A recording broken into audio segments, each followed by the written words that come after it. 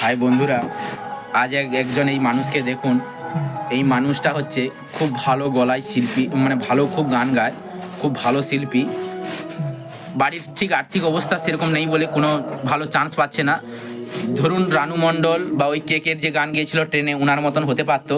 এনার খুব গলাটা খুব সুপার। একটা গান গাও তো। জন্ম থেকেই আমি তোমাকে গুরুজন মানি, তুমি বাবা তুমি মা, তাই তো আজীবন আমি জানি। কি সুন্দর গানটা শুনলেন তো, খুব সুপার গলা। ইনার একটা চান্স হয়ে যেত ওই যদি হিমেশ কিংবা কুমার শানুর।